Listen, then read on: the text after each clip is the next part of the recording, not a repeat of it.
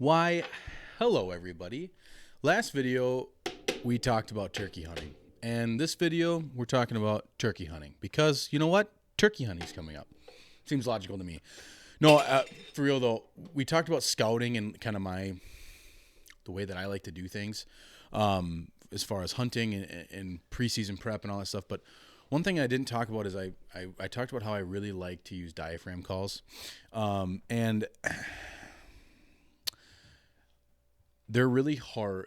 They're easy once you get the technique or the tone down that you like that works for your mouth. But I figured I'd just go over kind of how I started using a diaphragm call, and it's not that I know everything, because I don't. I just know what's worked for me.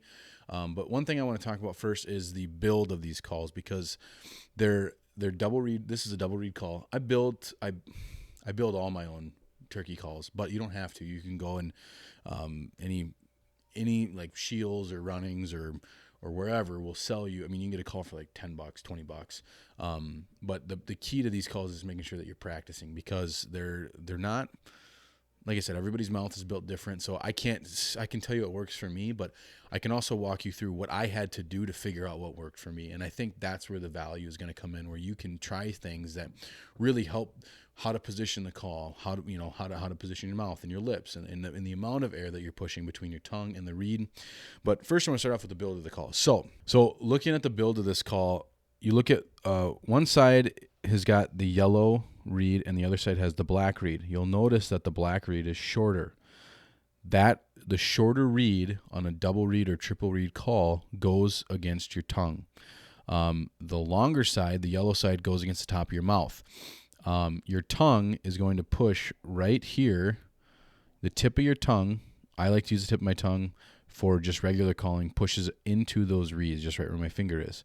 Hard to do this with one hand, I apologize, but that is you want to make sure you're putting the call in the correct orientation. You put it upside down, yes, you can still get a sound out of it, but it's not going to sound as good. So anyways, that kind of just talking about the build of the call, I think is important. I think it's important to talk about how the call is built, so you're putting it in right.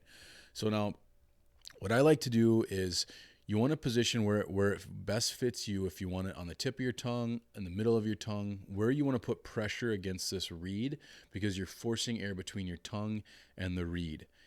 Yes, it tickles a lot when you start. You will get used to it, I promise. But I found that if I'm doing like a purr call, I like it more in the middle of my tongue. If I'm doing just a straight chuck, I'll put the tip of my tongue on the reed. So anyways, kind of starting out though, you just want to get the call in your mouth.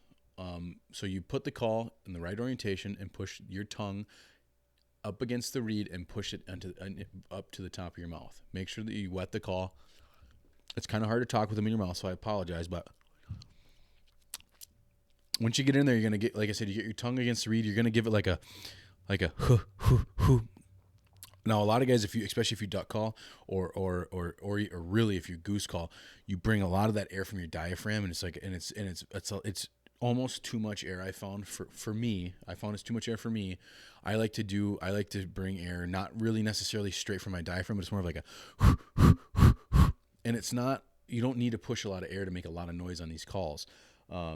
That's not the case with duck calls and goose calls. So a lot of times you see guys, that maybe are used to just calling with their diaphragm, and they do that with the turkey call, and it squeaks. And not that, and you can make it work when you do that. It's just, I found for me personally, I call with my diaphragm for duck and goose calls.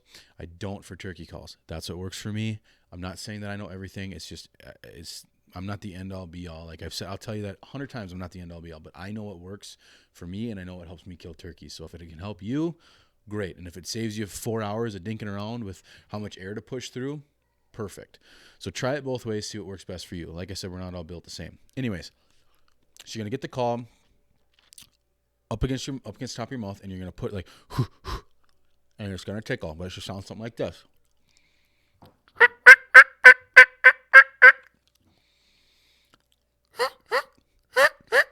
A lot of times it'll sound like that. That's kind of how you just want to look to get the sound. So even if it's like a, Yeah, it doesn't sound good, but it's a step in the right direction. Then you can play with your mouth and your lips, and you can really push air so you can get that nice. And I'm really not pushing that much air. Like a lot of times guys find they push too much air, and that's what makes it sound bad. So kind of like a normal cadence. You can also change by how your lips are, and you can pop your lips like a, and doing that can make it sound like early morning light call. So you can do like a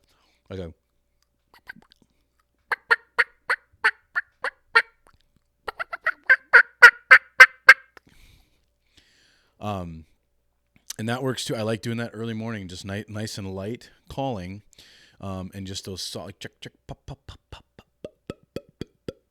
So play around, over exaggerate. You're gonna find what works for you, but these calls take a lot of practice. The hardest call to do on these is the purr, in my opinion, because everything else I do from the tip of my tongue, it took me a long time to realize that I actually like to do my purrs from the middle of my tongue. So I actually shift the call in my mouth as I'm calling, and that took a lot of time. And I'm not perfect. I'm not a world-class caller by any means, but I know how to call and kill turkeys.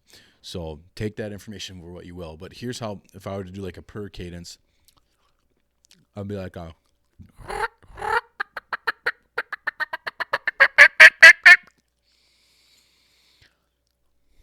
you want to do that.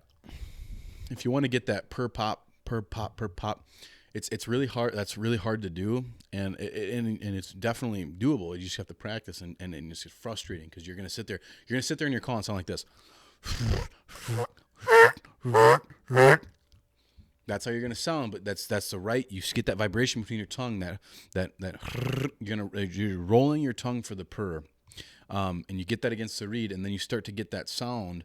It just takes a lot of practice and a lot of adjusting the call for how it works for you, because we're not all built the same. Like I've said probably 100 times in this video, but that is such a key factor. For you have to position the call, not only the pressure against the reed, where it sits on your tongue, the amount of air you push through, your lips, your jaw, everything kind of comes into play to get a nice sounding turkey call. And again, I'm not perfect. I'm not the best in the world.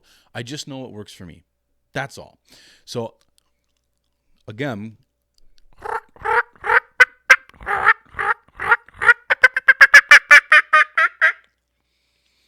that, if you can learn to do that and you can get the hands-free aspect, and I know I cut my mouth, and honestly it's out of habit. I do it when I duck call too, but if you draw back on your bow,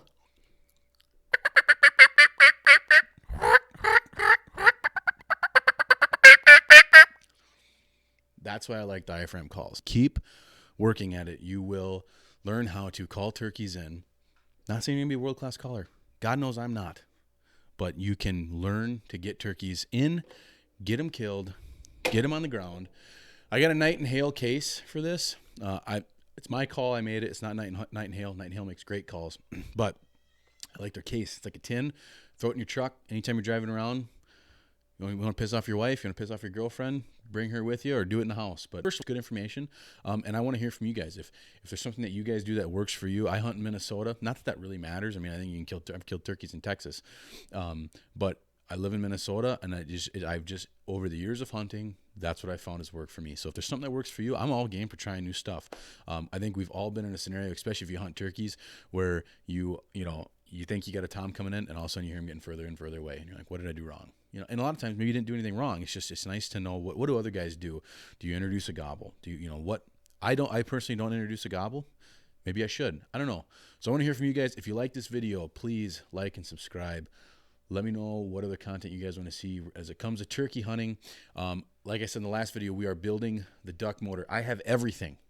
I just have to dedicate the time to build the mud motor for the duck boat. So anyways, guys, like I said, I really appreciate it. Like and subscribe, and we will see you on the next one.